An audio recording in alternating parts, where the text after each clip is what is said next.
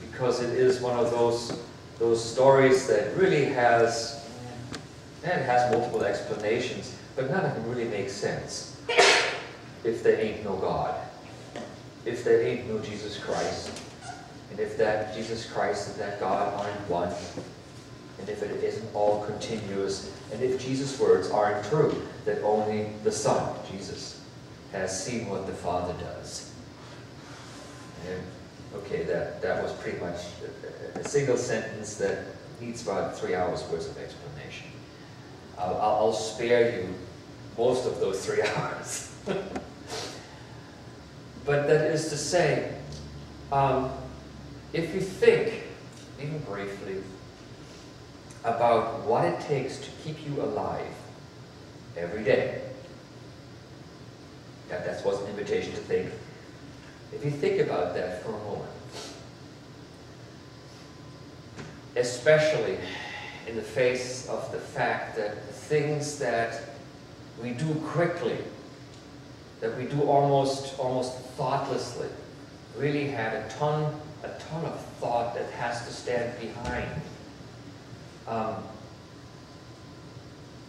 When did this moment that you're sitting in right now start? Okay, I know that sentence makes almost no sense, but it's on purpose that way, that complicated. I was coming home from helping somebody move last night, and somehow there still was in the family this will and wish that we should barbecue something real quick. All right?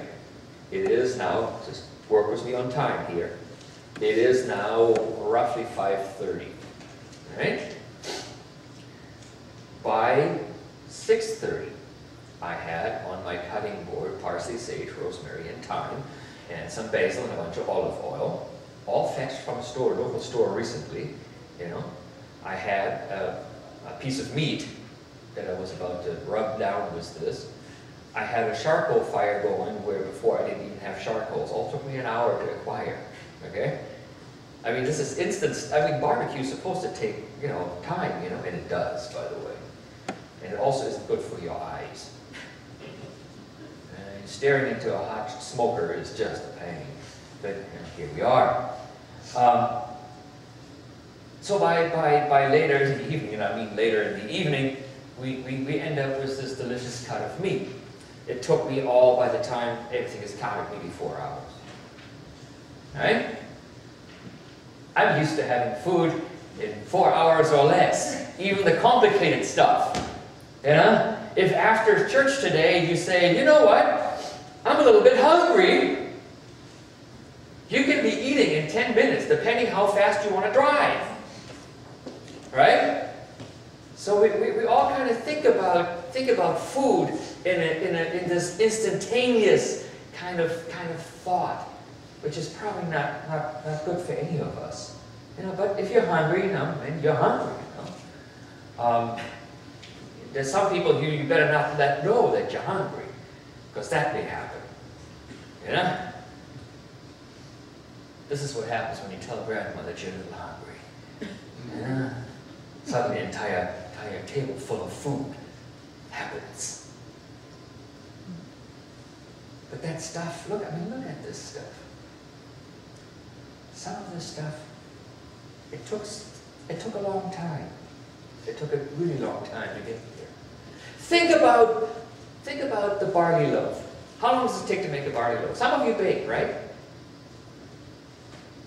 Some of you bake. How long does it take to bake bread? Go for it. A couple hours? 40 minutes. 40 minutes. It depends how big the loaf. Right. How long does it take to get the flour? It depends how far you live from the store, right? Yeah. Mm-hmm. How long does it take to get for the flour to get to the store from the field? Longer than it takes me to go to the store. Yeah. You know, how long does it take a barley? Let's talk barley here. Barley is a nice thing. Barley grows quick, I've been told.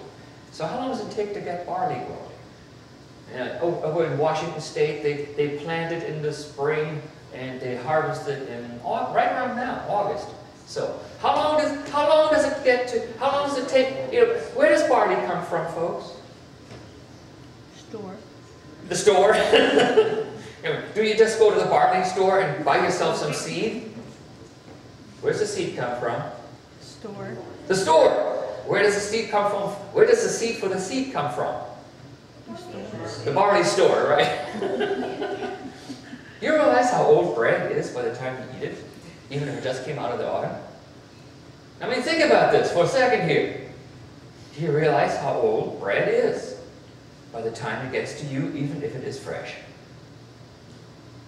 It came from seed, from seed, from seed, from seed, from seed, and so on, so on, so on, so on.